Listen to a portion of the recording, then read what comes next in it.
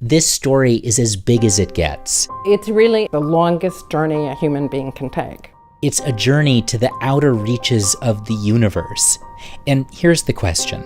How are the tens of billions of galaxies inside this universe of ours distributed? Are they scattered randomly, or is there some kind of pattern?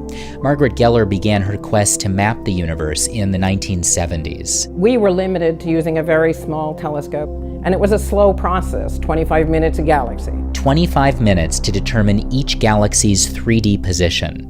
The latitude and longitude are easy. They come from the image that the telescope takes. But galaxies don't come with little tags saying how far away they are. And so what's an astrophysicist to do but get clever by measuring something called the redshift? And we do that by spreading the light of a galaxy out into its colors.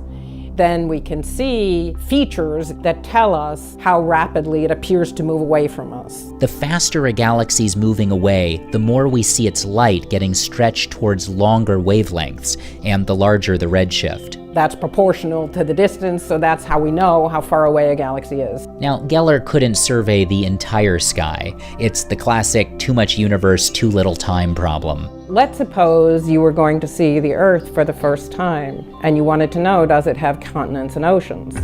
Well, if you take a small patch, it won't tell you anything. But if you take a great circle in almost any orientation, it'll pass through continents and oceans, and it'll tell you the Earth has two kinds of structures, both big. In the universe, of course, it's a 3D place. So the analogy is you take an orange and you cut a slice in it. So we observed galaxies in a slice of the universe. And it worked. She and her colleagues plotted the locations of 1,000 different galaxies up to 700 million light years away. When we saw the data, there was this glorious pattern. The galaxies are all in very thin structures which surround or nearly surround vast dark regions where there are very few, if any, galaxies. And it was known that there were clusters of galaxies, but what wasn't known was what was the general structure of the universe. This was the first time you could really see it, patterns that extend for hundreds of millions of light years. In her subsequent maps, like this one, that went way deeper and contained tens of thousands of galaxies, the pattern held. Margaret Geller and her two colleagues had found the continents and oceans of our universe. For that moment, you're the only three that know it. That's it. Of the billions of people in the world, it's yours.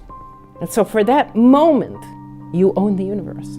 And then Geller gave the universe to the world, helping reshape not just our understanding of how matter's distributed in space, but also how that matter got there. You see, there's a kind of faint radiation that fills outer space called cosmic microwave background. It's a remnant of the early universe. That radiation has little tiny ripples in it. Ripples in temperature. Some regions are just a little bit hotter or just a little bit cooler than others. And those differences in temperature are related to differences in the density of matter of the early universe. So what happens is that gravity amplifies these ripples in the matter distribution. And so in an expanding universe, two things happen. Gravity likes to make lumps. And it also turns out that gravity likes to make holes. If you start a hole, gravity will make the hole bigger. And that makes the structure that we observe today.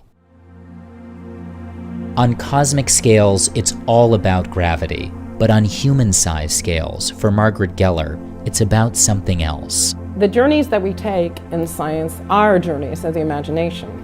It's a measure of our curiosity and our reach. It's what makes us grand, in my opinion.